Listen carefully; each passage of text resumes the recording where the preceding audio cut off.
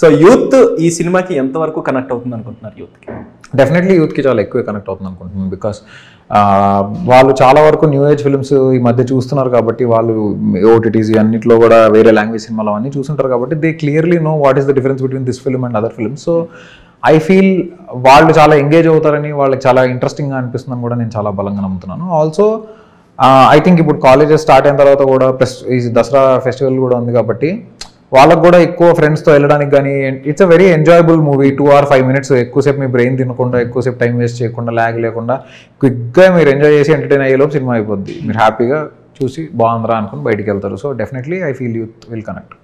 చిన్నప్పుడు ఎప్పుడైనా మీరు హాంటెడ్ ప్లేసెస్ గురించి వినటం కానీ లేదా వెళ్ళడం కానీ జరిగింది ఎప్పుడైనా ఏదైనా హాంటెడ్ ప్లేస్కి? జరిగిందండి. మా స్కూల్లో ఉన్నప్పుడు 1-2 సార్లు అలాంటి ప్రయత్నాలు చేశాను. ఆ తర్వాత డాక్టర్లు వద్దన్నారు. చిన్నప్పటి నుంచే మనకి ఇది ఉందా?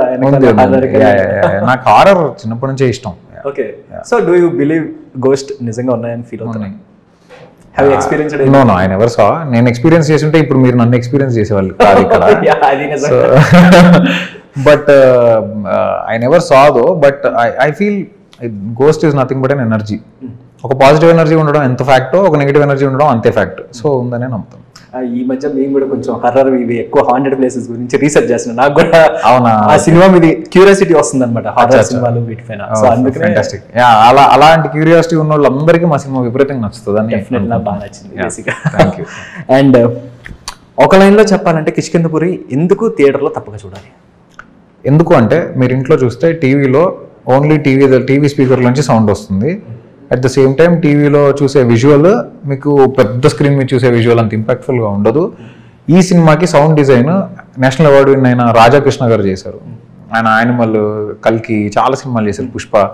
So is an extraordinary sound designer. So ఆయన ఫైనల్ మిక్స్ కూడా ఆయన చేశారు. సో బేసిక్గా మీకు ఏ స్పీకర్ నుంచి ఏ సౌండ్ రావాలి, ఆ సరౌండ్ సిస్టమ్ ఏంటి, ఆ డాల్బీ అట్మాస్లో ఒక్కొక్క చోట ఒక్కొక్కలాగా వినిపించడం, అదంతా కూడా specially design for theatrical experience. అది మీరు ఇంట్లో కూర్చుంటే మీకు అన్ని స్పీకర్లు ఇంట్లో ఉండవు, అంత అకాస్టిక్ ఉండదు, అలాంటి కైండ్ ఆఫ్ స్క్రీన్ ఉండదు, అలాంటి కైండ్ ఆఫ్ ఎక్స్పీరియన్స్ రాదు. సో 100% థియేటర్లో చూడాల్సిన సినిమానే అని చెప్పడానికి visual and sound is one of the primary reasons why you should watch it in the theatre. And సెట్స్లో నుంచి ఒక ప్రాపర్టీని తీసుకొచ్చి నా దగ్గరే పెట్టుకోవాలి అనుకుంటే ఏ ప్రాపర్టీని తెచ్చుకుంటారు? Maybe the car. ఆ ఎల్లో కలర్ వింటేజ్ కార్ ఉంది కదా, అడుగుదాం అనుకున్నాను. ఆ కార్స్ ఎక్కడ దొరికినాయి అసలు? చాలా చాలా చాలా బాగున్నాయి. I love vintage cars. దానికి అసలు మా వాళ్ళు చుక్కలు చూసారు అలాంటి. నాకు ఎగ్జాక్ట్లీ అలాంటి కార్ కావాలి, ఆ కలర్ కావాలి అని వెతికి ఫైనల్గా వి ఫౌండ్ సమ్వేర్. అది కూడా I think we didn't get the same colour, we got some black car. దానికి మేము పెయింట్ వేసాం ఆ కలర్ లోకి. చాలా బాగుంది కార్. అండ్ మీకు వింటేజ్ ఎక్కువ ఇష్టం అని చెప్పి విన్నాను. సో వింటేజ్ అన్నారు కాబట్టి మీరు బాగా ఎక్కువ ఏ టైప్ ఆఫ్ వస్తువుని దాచుకుంటారు మీ దగ్గర వింటేజ్ కి సంబంధించి? నేను ఏది దాచుకోను, నేను మెమరీస్ దాచుకుంటా, వస్తువులు దాచుకోను. ఓకే, నాకు అసలు ఐఎమ్ వెరీ బ్యాడ్ విత్, నాకు ఎవరైనా గిఫ్ట్ ఇచ్చినా చిన్న ఏంటంటే మరి హ్యాండీ గిఫ్ట్స్ ఉంటాయి కదా, హ్యాండీ గిఫ్ట్ ఏదైనా ఇచ్చినా కూడా అది పోగొట్టేసుకుంటుంటా.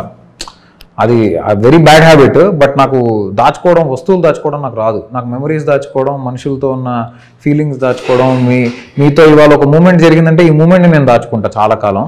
మీరు ఇచ్చిన వస్తువు నాకు probably until and unless it's something that, నా చేతికి వేసుకునే వాచ్ ఇలాంటివి అయితే నేను రోజు వేసుకుంటా కాబట్టి నాతో పాటే ఉంటుంది ఈ వాచ్, ఇలాంటివి అయితే. బట్ అదర్వైజ్ అది ఎక్కడో పెడతా, మర్చిపోతా. నేను నా స్కూల్లో ఉన్నప్పుడు కూడా ఆర్టీసీ బస్సులో ట్రావెల్ చేస్తుండేవాడిని స్కూల్లో. సో లంచ్ బాక్స్ ఊరికే బస్సులో మర్చిపోయి దిగిపోయేవాడిని. అలా ఒక ఎన్ని లంచ్ బాక్సులు పోయాయో, ఎన్ని కొత్తవి కొన్నారో, క్యారేజ్లు ఎన్ని కొత్తగా కొనాల్సి వచ్చిందో మా మమ్మీ డాడీకి తెలుసు. వాళ్ళు చాలా కష్టపడి ఉంటారు ఆ టైంలో.